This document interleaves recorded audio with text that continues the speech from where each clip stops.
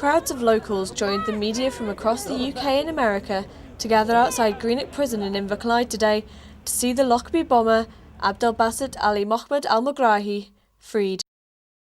Megrahi was the only person ever to be tried and convicted in relation to the destruction of Pan Am Flight 103, which blew up over the Scottish borders town of Lockerbie in 1988, killing 270 people, most of whom were American.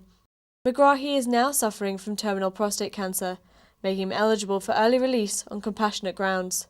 Compassion and mercy are about upholding the beliefs that we seek to live by, remaining true to our values as a people, no matter the severity of the provocation or the atrocity perpetrated.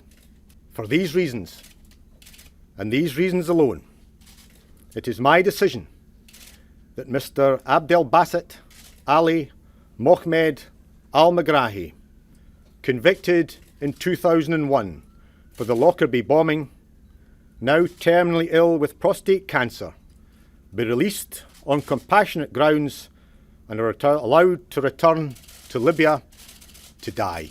Before being released today, Megrahi had dropped his appeal with the Scottish High Court, and speaking through a statement read by his lawyer, the Libyan former Secret Service agent maintained his innocence. To those victims' relatives who can bear to hear me say this, they continue to have my sincere sympathy for their unimaginable loss that they have suffered.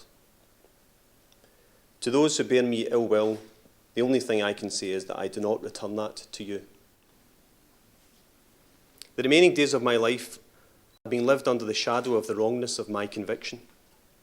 I have been faced with an appalling choice: to risk dying in prison in the hope that my name is cleared posthumously, or to return home still carrying the weight of the guilty verdict, which will now never be lifted. McCaskill may have handed Megrahi over to a higher power, but he will now have to answer to his fellow MSPs. This makes the Scottish justice system look very poor indeed. We are talking about a man who has murdered 270 people.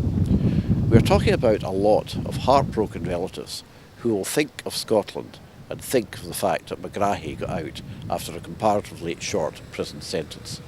And I'm just a little bit worried that there will be some form of triumphalist approach back in Libya that again will be an embarrassment to Scotland. Scotland, and indeed the UK, can only now wait to see what impact this will have on their relations with the US. This is a decision that Kenny McCaskill says he has not taken lightly, but ignoring the pleas of US Secretary of State Hillary Clinton will certainly not win the Scottish Government any favours. Louise Hallman, Caledonian News, Greenock.